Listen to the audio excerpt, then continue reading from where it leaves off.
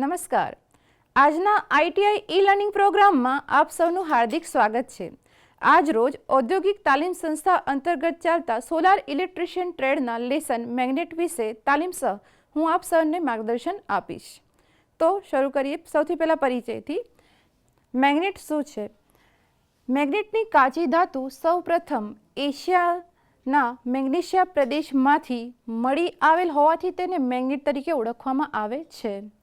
આ ખનિજમાં લોખંડ, cobalt, nickel જેવા પદાર્થોને આકર્ષવાનો ગુણ હોય છે. ચુંબકને લગતા પદો. પ્રથમ પોલ. ચુંબકના બે છેડાના ભાગ પર ચુંબકીય શક્તિ સૌથી વધારે હોય છે. છેડાઓને ચુંબકીય પોલ કહેવામાં આવે છે. ચુંબકને N અને S એમ બે પોલ હોય છે. એકમ પોલ. જ્યારે સમાન પોલ વચ્ચે 1 મીટરનું અંતર રાખવામાં આવે ત્યારે એક પોલ બીજા પોલને 10⁻⁷ ન્યૂટન બળથી અપા કરશે તો તે બળને એક એકમ પોલ ચુંબકીય બળ કહે છે. ચુંબકીય અક્ષ. Magnetic axis. ચુંબકના બે પોલને જોડતી કાલ્પનિક રેખાને ચુંબકીય અક્ષ કહે છે. ચુંબકીય ન્યુટ્રલ અક્ષ. Magnetic neutral axis. ચુંબકના કેન્દ્રબિંદુમાંથી પસાર થતી અને ચુંબકીય અક્ષને કાટખૂણે રહેલી કાલ્પનિક રેખાને ચુંબકીય ન્યુટ્રલ અક્ષ કહેવામાં આવે છે. ચુંબકીય બળરેખાઓ. Magnetic lines. તે ચુંબકના એક ધ્રુવમાંથી નીકળી બીજા ધ્રુવમાં પહોંચતી કાલ્પનિક બળરેખાઓ છે. ચુંબકીય બળરેખાઓને અહીં આકૃતિમાં તમે સમજી શકો છો. આ ચુંબકીય બળરેખાઓ છે. ચુંબકના એક પોલમાંથી બીજા પોલને જોડતી આ કાલ્પનિક બળરેખાઓ ચુંબકીય અક્ષ અને તેના કેન્દ્રબિંદુમાંથી પસાર થતી ન્યુટ્રલ અક્ષ. ચુંબકીય બળરેખાઓના ગુણ જોઈએ. ચુંબકીય બળરેખા બંધ પરિપથ રચે છે. તે ચુંબકની બહાર N પોલમાંથી નીકળી S પોલ તરફ અને ચુંબકની અંદર S પોલમાંથી નીકળી N પોલ તરફ ગતિ કરે છે. ચુંબકીય બળરેખાઓને જ્યારે કોઈ પસાર થવાનું માધ્યમ મળે ત્યારે તે પરિપથ પૂર્ણ કરવાનો પ્રયાસ કરે છે. ચુંબકીય રેખાઓ એકબીજાથી તંગ રહી એકબીજાને ક્યારેય કાપતી નથી. ચુંબકને લગતા પદોમાં આગળ જોઈએ છે ચુંબકીય ક્ષેત્ર. ચુંબકની આજુબાજુનો વિસ્તાર કે જેમાં ચુંબકીય બળ અસ્તિત્વ ધરાવતું હોય છે તે વિસ્તારને ચુંબકીય ક્ષેત્ર કહેવામાં આવે છે. અહીં આકૃતિમાં ચુંબકની આજુબાજુમાં જે આ વિસ્તાર તમે જોઈ રહ્યા છો તે ચુંબકીય ક્ષેત્ર તરીકે ઓળખાતું હોય છે. ત્યારબાદ ચુંબકીય ફ્લક્સ. ચુંબકીય ક્ષેત્રમાં ચુંબકીય બળ રેખાઓને લંબ સપાટીમાંથી પસાર થતી કુલ ચુંબકીય બળ રેખાઓની સંખ્યાને ફ્લક્સ કહેવામાં આવે છે. તેને SI એકમ વેબર છે અને તેનો CGS એકમ મેક્સવેલ છે. 1 વેબર બરાબર 10⁸ મેક્સવેલ થતા હોય છે. ચુંબકીય ફ્લક્સ. ચુંબકીય ફ્લક્સની સંજ્ઞા 5. તેનું સૂત્ર બને છે N×I/S અને બીજું સૂત્ર બને છે 5 = N×I એ μ0μr/L. પદોને સમજીએ તો અહીંયા N એ ચુંબકના ફરતે વીંટાળેલ ઇન્સ્યુલેટેડ કોપર વાયરના ટર્ન્સ રજૂ કરે છે. I તેમાંથી વહેતો કરંટ રજૂ કરે છે. A તે મેગ્નેટિક પાથનો ક્રોસ સેક્શન એરિયા. μ0 ને μr એ μ0 ફ્રી સ્પેસની પરમિયાબિલિટી, μr તે સાપેક્ષ પરમિયાબિલિટી રજૂ કરે છે. L તે મેગ્નેટિક પાથની લંબાઈ રજૂ કરે છે. તો અહીંયા આ સમીકરણથી આપણને પરમિયાબિલિટી શબ્દ સમજવાનું જરૂર પડે છે. તો પદ પરમિયાબિલિટી સમજીએ તો અહીં બે પદાર્થ છે, એક X અને એક Y. તો પરમિયાબિલિટી એટલે શું? પરમિયાબિલિટી એટલે કે પદાર્થનો પોતાનામાંથી ચુંબકીય બળ રેખાઓને પસાર થવા દેવાનો ગુણ.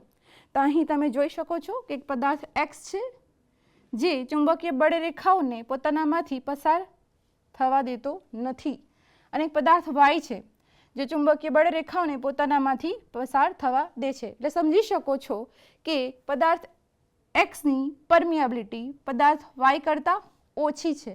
ચુંબકને લગતા પદમાં ચુંબકીય ફ્લક્સ ડેન્સિટી. ચુંબકીય ક્ષેત્રમાં એકમ ક્ષેત્રફળમાંથી પસાર થતી ચુંબકીય રેખાઓની સંખ્યાને તેની ફ્લક્સ ડેન્સિટી કહેવામાં આવે છે. તેને બી વડે દર્શાવવામાં આવે છે.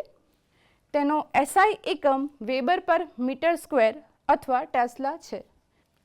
ફ્લક્સ ડેન્સિટી બીનું સૂત્ર બને છે બી બરાબર 5, જે કુલ ફ્લક્સ દર્શાવે છે, છેદમાં કોરનો એરિયા એ. તો સૂત્ર બને છે વેબર છેદમાં મીટર સ્ક્વેર, જ્યાં 5 તે કુલ ફ્લક્સ વેબરમાં, એ તે કોરનું ક્ષેત્રફળ મીટર સ્ક્વેરમાં અને બી તે ફ્લક્સ ડેન્સિટી વેબર પર મીટર સ્ક્વેરમાં એકમ દર્શાવે છે. ચુંબકના ગુણધર્મો. ચુંબકના ગુણધર્મોમાં સૌથી પહેલાં આપણે જોઈશું આકર્ષણ. તે ચુંબકીય પદાર્થ જેવા કે લોખંડ, કોબાલ્ટ, નિકલ વગેરેને પોતાની તરફ આકર્ષે છે. આ આકર્ષણ શક્તિ તેના પોલ પર વધારે અને પોલથી દૂર જઈએ તેમ ઓછી હોય છે. આકર્ષણ, અપાકર્ષણ. ચુંબકના વિજાતીય ધ્રુવો વચ્ચે NS આકર્ષણ થાય છે અને સજાતીય ધ્રુવો NN અને SS વચ્ચે અપાકર્ષણ થાય છે. ત્યારબાદ દિશા સૂચનનો ગુણધર્મ. ચુંબકને મુક્ત રીતે લટકાવતા તે ઉત્તર અને દક્ષિણ દિશામાં સ્થિર થાય છે. ઇન્ડક્શન. જો કોઈ ચુંબકની બાજુમાં કોઈ ચુંબકીય પદાર્થ લાવવામાં આવે તો તે પદાર્થમાં ચુંબકીય શક્તિ ઉત્પન્ન થાય છે, જેને ઇન્ડક્શનનો ગુણ કહે છે. ચુંબકના ગુણધર્મમાં આકૃતિની મદદથી આ ઇન્ડક્શનનો ગુણ આપણે સમજીએ. અહીં એક કોઇલ રાખવામાં આવેલી છે, જેની નજીક એક મેગ્નેટ લાવતા તેમાંથી તેની મેગ્નેટિક લાઇન્સ મતલબ કે ચુંબકીય બળરેખાઓ તેમાંથી પસાર થતાં તેમાં કરંટનું વહન થતું જોવા મળે છે. ત્યારબાદ ચુંબકના ગુણધર્મોમાં આગળ વધીએ તો 2 પોલ થિયરી. ચુંબક હંમેશા 2 પોલમાં અસ્તિત્વ ધરાવે છે. એક પોલવાળું ચુંબક ક્યારે હોતો નથી. જો કોઈ એક ચુંબકના ટુકડા કરવામાં આવે તો દરેક ટુકડામાં 2 પોલ અસ્તિત્વ ધરાવે છે. ડીમેગ્નેટાઇઝિંગ ગુણ. ચુંબકનું ચુંબકત્વ સમય જતાં નબળું પડે છે. તેને વધારે ગરમ કરવામાં આવે, ઊંચાઈ પરથી પડવા દેવામાં આવે, જે ટીપવામાં આવે તો તેનું ચુંબકત્વ નબળું પડે છે કે નાશ પામે છે. ત્યારબાદ સમાન શક્તિનો ગુણ. ચુંબકમાં 2 પોલની શક્તિ હંમેશા સરખી હોય છે. સંતૃપ્તતાનો ગુણ. કોઈપણ ચુંબકમાં અમુક હદથી વધારે ચુંબકત્વ પ્રાપ્ત થઈ શકતું નથી. ચુંબકીય શક્તિના આધારે પદાર્થનું વર્ગીકરણ જોઈએ તો પદાર્થનું વર્ગીકરણ નીચેના 3 ભાગમાં કરવામાં આવે છે. એક ફેરોમેગ્નેટિક મટીરિયલ, ત્યારબાદ પેરામેગ્નેટિક મટીરિયલ, ત્યારબાદ ડાયમેગ્નેટિક મટીરિયલ. સૌથી પહેલાં જોઈશું ફેરોમેગ્નેટિક મટીરિયલ. ચુંબક દ્વારા પ્રબળ આકર્ષણ પામતા પદાર્થને ફેરોમેગ્નેટિક મટીરિયલ કહેવામાં આવે છે.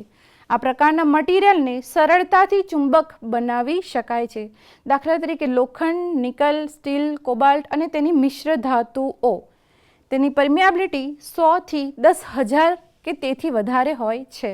તેના 2 પેટા પ્રકાર પડે છે: હાર્ડ ફેરોમેગ્નેટિક મટીરિયલ, બીજો છે સોફ્ટ ફેરોમેગ્નેટિક મટીરિયલ. સૌથી પહેલાં જોઈએ ચુંબકીય શક્તિના આધારે પદાર્થના વર્ગીકરણમાં. પ્રથમ જોઈશું આ હાર્ડ ફેરોમેગ્નેટિક મટીરિયલ.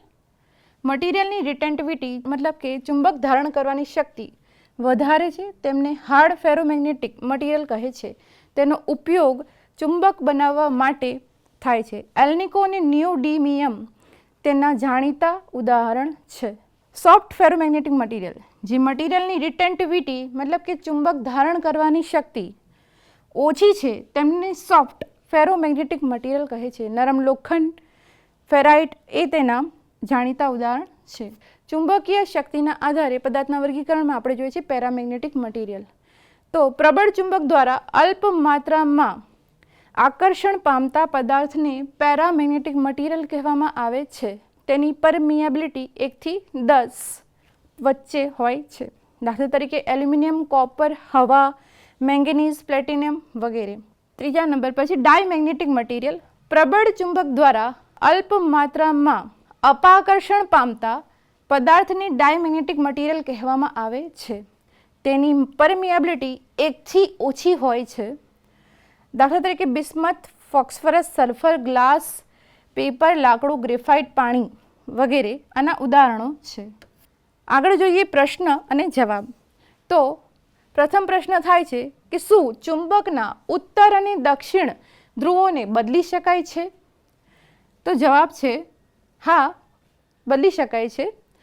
ચુંબકના ધ્રુવો ચુંબકના પરમાણુઓની ગોઠવણ પર આધારિત હોય છે. જો ચુંબકની ગોઠવણને બદલી શકાય તો તેનું ચુંબકીય ક્ષેત્ર અને ધ્રુવો બદલી શકાય છે. વિજ્ઞાનમાં ચુંબકને ડીમેગ્નેટાઇઝ અથવા રીમેગ્નેટાઇઝ કરી શકાય છે.